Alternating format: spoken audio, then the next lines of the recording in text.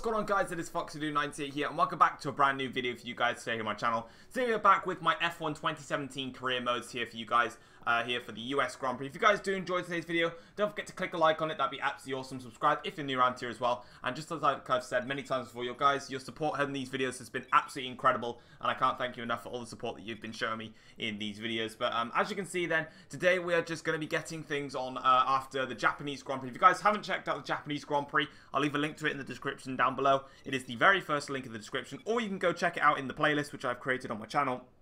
So feel free to do that if you so wish. As per requests, obviously, we are showing the setup that I'm going to be going for every single race. Not all of them are the same, but if there's any changes to setups, you will see them in the videos. So as you can see here, I'm making my first ever setup around the USA, going with something that I feel very comfortable with and that I've used many times in the past in terms of different track layouts. So I'm going to roll with it for today, and as you can see there, that is me making the setup. I'm not sure if I make changes because in the Japanese Grand Prix I did a lot of setup work, and I mean a lot around Japan. But anyway, we're on to the track acclimatization test, and we're coming around the last corner, opening up the DRS and across the line there to set a purple score, which is kind of inevitable really in the track acclimatization. That's the one test that you'll really find yourself doing very well in. Moving on then into the tyre wear test, and we do pretty well at this one. We didn't quite get the full purple. I was a little bit too aggressive in the high-speed corners, and that just cost my tyre wear quite a bit. But delta lap time wise, we were fine on that front, so we didn't really need to worry. So yeah, that's all fine for us there. And then moving on into the fuel saving. We were very high up on the fuel saving in terms of the delta time, so I just decided to back off a little bit and just allow the fuel saving to go a little bit further at the green to make sure it didn't go into the red, which it didn't, so we got a pass for that one. Qualifying simulation run, we're half a second up on our time. Round the last corner we go now, and we're 7 tenths up, 6 tenths about to drop down up to 7 tenths now, and across the line for a pass, which is completely fine by me. I don't mind that at all.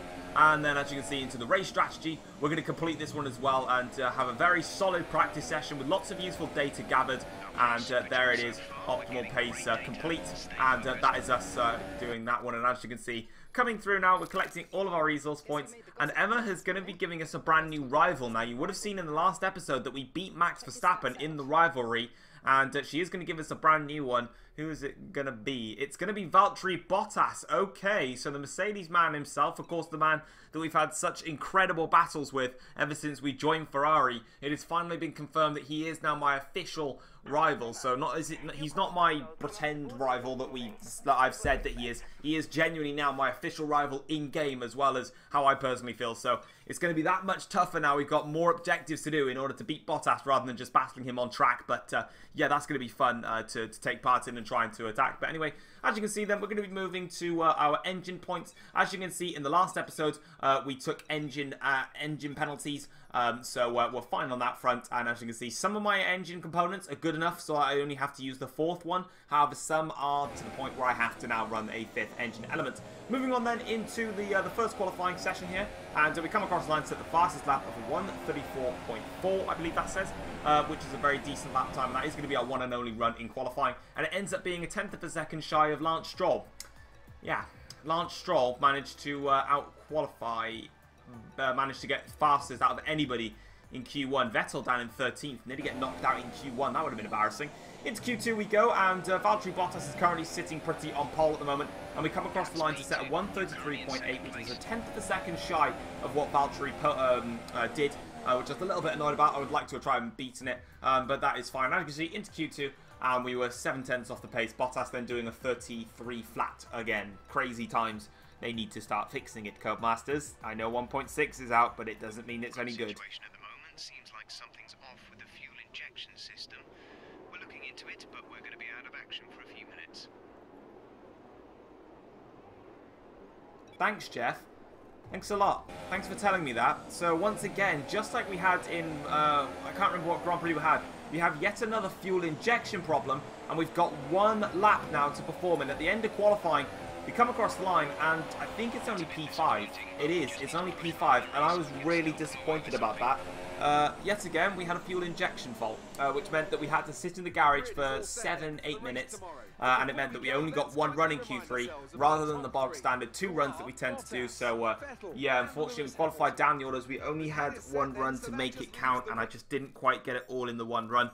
and that's really annoying, but nevertheless, it is what it is. We'll just have to hope that our race pace is slightly better. But picking up the resource points then, and as you can see, we're just scrolling through all of those. In terms of the rivalry, Bottas is going to take an early lead because he was in front. And as you can see, we lose out in the team approval because we just didn't quite get the qualifying right because unfortunately due to the problems that we had, we just couldn't go through with it. Anyway, listening to these session goals now, we need to finish on the podium, beat Bottas and place 9th in the championship. Let's get into the race. With me today is Anthony Davidson, a man who knows this circuit quite well. Why do you think, though, Ants, that this Grand Prix has now found such huge success since returning to the calendar in 2012? Well, full credit to the race promoters. They have a Grand Prix in a part of the country famed for its love of motorsport, and they do a fantastic job of advertising it to the right crowd, and then satisfying them when they're here with excellent facilities. It also tends to help when the circuit itself is good, and that's definitely true here. The layout is interesting and it produces some exciting action. Hosting a thrilling title decider like we had in 2015 wouldn't hurt either, so the pressure's on then to maintain that kind of quality here today. So before the off, let's remind ourselves of yesterday's qualifying session with a look at the starting grid. Valtteri Bottas lines up on pole position, and Lewis Hamilton completes the front row. Looking down the rest of the grid, we have Ricciardo and a Ferrari, Romain Grosjean and Ocon, Massa, Sainz, Magnussen and Sergio Perez, Van Dorn, Vettel, Jolyon Palmer and Alonso, Hülkenberg, Verstappen, Marcus Ericsson and Daniel Kvyat, Wehrlein and Lance Stroll rounds off the grid. And with lights out just moments away, it's time to go down to the track. Alright then guys, as you can see, we are here for the start of the Grand Prix, and we're actually going to be starting on the Ultra Softs and then doing the one stop onto a set of soft tyres to go to the end of the race. So pretty easy strategy there, and we're just going to overfuel the car slightly because I haven't done any upgrades to the fuel, anything to do with fuel efficiency on this game yet, so I can't really, I have to keep overfueling the car, which is fine. And as you can see, due to a penalty for Sebastian Vettel, but again, more problems for Vettel as he has to take a penalty in this race, and that now promotes me up into P4 to start this race rather than P5. But we're on the grid here now for the start of the US Grand Prix. 5 red lights, and it is lights out. Early go here for the start of the US Grand Prix. It's been a good start. It's been a cracking start from Lewis Hamilton off the front row of the grid. I've managed to get past Daniel Ricciardo. Grosjean with a good start as well. I'm going to go down the inside of Valtteri Bottas. Hamilton leads us away here at the US Grand Prix. Bottas is alongside me, and he's going to stay alongside me. In fact, really good stuff from Bottas. Into the S section we go now. Side by side between me and Valtteri. Through we go, and we just about nicked the position for Valtteri. Close off the rest of the S section there. And already me and Bottas have had another great little mini scrap between each other, and our little scraps continue throughout this season. But now we just need to start getting settled into the car and seeing what pace we've got compared to Lewis Hamilton. Are we quicker than Hamilton, or are we slower than Hamilton? Hopefully we're quicker than Lewis, but of course we might actually be completely off the pace and Lewis will just waltz off into the distance and win. But we don't know that yet, so we just have to push onward. On to lap 3 of the Grand Prix now, and the gap between myself and Valtteri Bottas has extended past the 1 second window, which means that there is going to be no DRS threat from Valtteri Bottas behind. But what we are doing is putting a massive gap, the 3 of us. Hamilton, Bottas and myself are pulling away super quickly. And as you can see, coming through the S section now, we are right behind Lewis Hamilton here, and it is very, it looks inevitable that we are going to get a move done on Lewis Hamilton, and this is going to get very, very interesting to see what we can do now as Lewis pulls up towards the hills. We go down the hill now here towards the hairpin. Can we make a move on Lewis Hamilton? We can't. We're just not close enough to go for any moves yet, and considering we're in the DRS zone, it's kind of simple what we can do here, just opening up the DRS and getting the move done. So as you can see now, there is me and there is Hamilton, and then Bottas just a little bit behind this. If we open up the DRS now, we're going to go to the inside line into the hairpin, and we're going to get this move done. As you can see, pulling out of the slipstream and down the inside of Lewis Hamilton and into the lead of the US Grand Prix. We do it in the inside of the hairpin, and Lewis Hamilton doesn't fight back there. So very clean overtake there on lap 3 of the Grand Prix,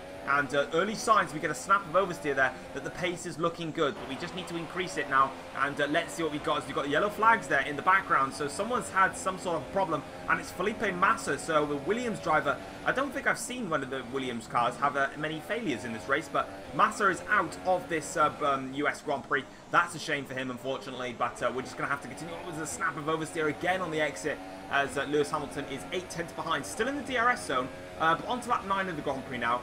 It's come to my attention that the Mercedes cars are doing a 2-stop in this race, whereas I'm doing the 1-stop. Both of them have now made their pit stops to go onto a set of the super soft tyres. There's a big one there. Daniel Ricciardo is out of this Grand Prix, and he had problems in Malaysia as well, so it's not going well for Ricciardo at the moment in this career mode. He's really having some bad luck. And as you can see, that the MG UK is up to 50% now, which means that our rich mixture, oh my god, I can't even say it, rich mixture isn't going to be as effective as it normally is, because that's what controls the rich mix, is the MG UK. But as you can see then, coming towards, we're going to be going straight towards our pits, but yeah, the Mercedes cars doing the 2-stop, that's kind of actually going to hurt them, because they were behind me when they came into the pits. So that kind of means that they need to be in front of me when I come out of the pits now. And as you can see, they're 21 seconds back. So into the pits now we come for our one and only stop. So this is the one time we're going to be making a pit stop. Into the pits now and getting ourselves slowed down for the marks. And the mechanics are waiting there in their scarlet red suits to serve the scarlet red Ferrari. And as you can see, into the pits now, we come in for a set of soft tyres. We're going to take these to the end of the race because that's what the strategy said. And the softs will easily go to the end of the race, so it's perfectly fine. And as you can see, we're just going to see if we are still in front of those Mercs or if they have jumped us. As we come out of the pits now, I think we're actually still in front of them. And, oh, I just saw a little glimpse there of a car. I'm not sure who that was. I don't actually have a clue if we've jumped the Mercs. Yep, we have. We've rejoined we've rejoined in front of the Mercedes cars. Now, both these Mercs have to make another pit stop. Yeah, it basically became a reminiscent of Singapore again. Lap 26 we are on now. This was the stage where it was trying to find some content. So we're coming up to the back of Marcus Ericsson. At this point in the race, I literally just was cruising. The Mercs didn't even get in front of me after the pit stops. They were never going to get in front of me, and they had to make another pit stop. So their strategy really hasn't worked out for them today. And at this point, I've literally just put some headphones on, put some music on, and just let the time go by as I continue on in terms of this race. So we've got another Singapore-esque style Grand Prix, but we have got Jolyon Palmer out of the US Grand Prix. So that's again, Jolyon Palmer also not getting any form of luck in this career mode. Always seems to be DNFing, but at the end of the day, he's a useless driver, so it kind of makes no difference. But nevertheless, we're going to continue onwards with that, despite, and unfortunate there from Palmer that he is out of this Grand Prix, but it is what it is. So unfortunate there from Jolyon. But we're coming now towards the end of this Grand Prix. We're going to actually have a look at where Jolyon is parked. He has actually parked on the side of the pit, this back straight. You know, there he is there. So unfortunate there from Jolyon that he's out of the race. I don't know if he was in the points or not. I didn't really get a look at the race director. There wasn't really many battles going on, in fact, in this Grand Prix. On to lap 27 now, about to start lap 28. We caught up to Pascal Wehrlein, and we are going to lap Pascal in this Grand Prix. And into the final corner we go, and we go round the outside of Pascal there.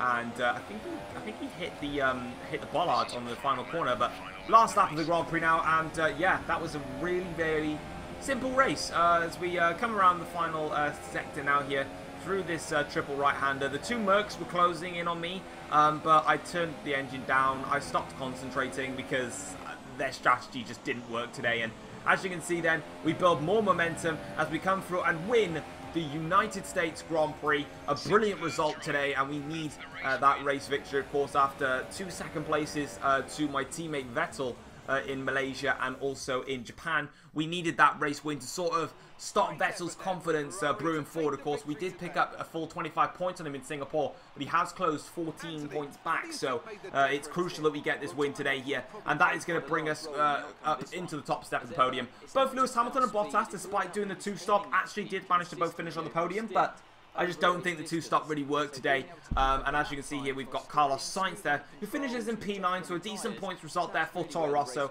And I'm sure he'll be happy with that one. And as you can see, coming out now to celebrate with the crowds here, we take that win. Lewis Hamilton in second, Valtteri Bottas in third, and as you can see there, collecting the winner's trophy, and really happy with that one. But guys, that is going to wrap it up pretty much for the US Grand Prix. We're going to spray that champagne and we're going to soak everyone in the paddock because I'm a bully. And I'm going to soak everyone. But yeah, that's been a pretty decent Grand Prix. Again, like I said, it doesn't matter if they're action-packed. It doesn't matter if they're boring. It's all about trying to win the championship, and sometimes it happens that way. But I'd much prefer it to be action-packed, obviously, because then you guys have awesome content to watch. But that is what it is. That's just racing, you know. You can never have brilliant races all the way through. This one was a very calm and collected race and a calm and collected drive for myself. Vettel manages to finish in 4th after starting 12th, but the gap is now up to 32 points in the driver's standings between myself and Vettel. Bottas is now 81 points back in 4th place, so his championship reign is pretty much over now. I think it is, actually. Bottas can no longer clinch the Drivers' Championship with Mexico, Brazil and Abu Dhabi left. Yeah, I don't think he... No, yeah, that's it. Yeah, he can't clinch the championship anymore with 75 points max. So it is now down to a 3-horse race between myself, Sebastian Vettel and Lewis Hamilton. And that is crucial for the Mexican Grand Prix. And Lewis needs a very strong result in Mexico to keep his championship hopes alive, because he is slipping back. And it looks like it's going to end up going towards a 2-horse race between myself and Sebastian Vettel. So the 2 prancing horses going head-to-head for the Drivers' Championship. But anyway, guys, here are the resource points collected up. And as you can see, 111 resource points, a nice handy amount there. And also then going to be collecting all of our rivalry points here. Still losing, actually, to Bottas, surprisingly, and the reputation level is looking good at Mercedes' end. But, guys, that's it for today's US Grand Prix. If you guys have enjoyed it, drop it a like, subscribe if you're new around here as well, and I'll see you guys in another career mode video coming very, very soon. Take care all, guys. Thanks for watching.